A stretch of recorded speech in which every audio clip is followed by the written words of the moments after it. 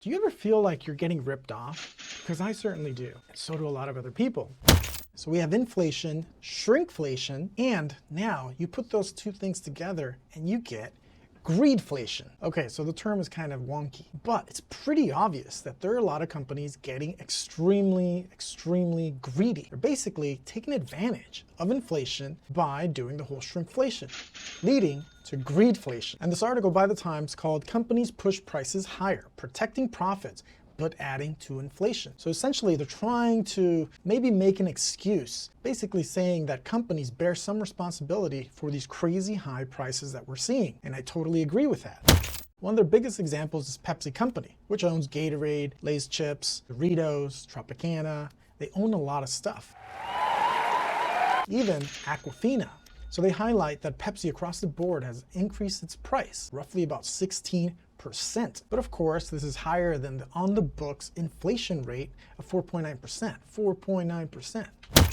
So basically, greedflation is the companies using inflation, scaring the consumers essentially, and jacking up their prices to the point of their profit margins are getting larger. Pepsi CFO was on Bloomberg TV and he basically said that customers are willing to pay a higher price for Pepsi products. Why wouldn't they take advantage of this? He went as far as saying that profit margins might actually increase in 2023 because people are willing to pay jacked up prices for all this junk food, for all these low quality products, essentially. They're addictive, low quality products, salt and sugar. So of course, despite transportation costs coming down, gas prices now is making the products cheaper to transport, we still have high prices with these products. The New York Times also highlights the Producer Price Index, the prices businesses pay for goods and services before selling on to consumers. This rate last month was at 2.3. This is a lot lower than last year, same time last year, which was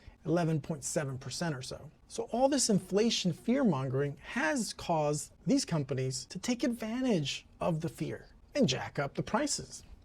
Greedflation. And these prices are not coming down, clearly.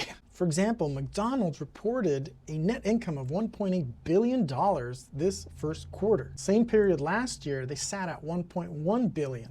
And a lot of it has to do with them jacking up their prices. A lot of these products are not very healthy, not very good for you, of course. So the way to bring down prices is essentially the Bud Light treatment. Love or hate Bud Light, this whole boycott of Bud Light has basically brought the prices to a rock bottom level, to the point of almost being free.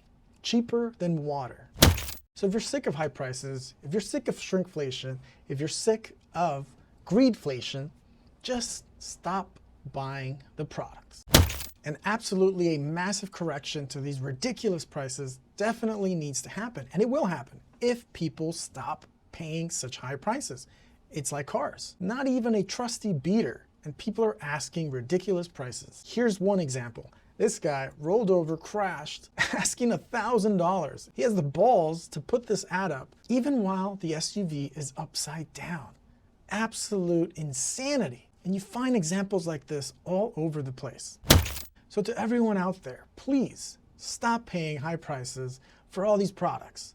It's not worth it. If we all just tame our buying a little bit, the prices will start to come down. If not, we're all just screwed anyway. All right, guys, well, that's it for this one. Thanks for watching. Don't forget to smash the like if you haven't. Please do subscribe, and I will see you in the next one.